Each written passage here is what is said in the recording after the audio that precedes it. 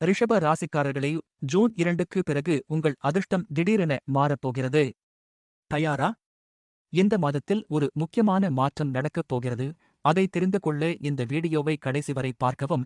சரி, 2026ஆம் ஆண்டு வைகாசி மாதம் மே 15 முதல் ஜூன் 14 வரை ரிஷப ராசிக்காரர்களுக்கு எப்படி இருக்கும்? பார்ப்போம். உங்களுக்கு இந்த வைகாசி மாதம் முன்னேற்றம், நிலைத்தன்மை, நிதானமான வளர்ச்சி கொண்ட ஒரு முக்கிய காலம் என்றாலும் சில சோதனைகள் இருக்கும். முக்கிய மாற்றம் என்றால் ஜூன் 2, 2026 குரு பெயர்ச்சி. உங்கள் ராசிக்கு குரு பெரிய யோகங்கள் தர காத்து இருக்கிறார். இதற்குப் பிறகு உங்கள் அதிர்ஷ்டம் அதிகரிக்கும். வேலை தொழிலில் பணியிட தடைகள் நீங்கும். பதவி உயர்வு, ஊதிய உயர்வு வாய்ப்பு கட்டாயம் உண்டு. புதிய தொழில் தொடங்க நல்ல நேரம் ஆகும். என்றாலும் பணிச்சுமை அதிகரிக்கும். நிதி நிலை பொறுத்தவரை எதிர்பாராத பண வரவு மற்றும் புதிய வருமான வாய்ப்புகள் உண்டு. சேமிப்பு செய்ய இது நல்ல காலம். பழைய கடன்களை அடைக்க முடியும். முதலீடுகள் நல்ல பலன் தரும். குடும்பத்தில் சுப நிகழ்ச்சிகள் நடைபெறும்.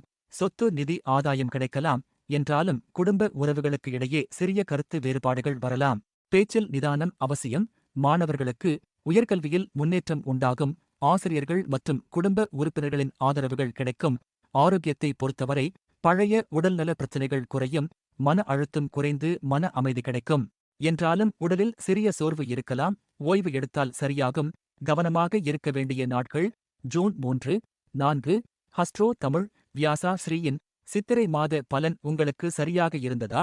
கமெண்டில் சொல்லுங்கள். அடுத்து மிதுன ராசி பலன்களை பார்க்க மறக்காதீர்கள்.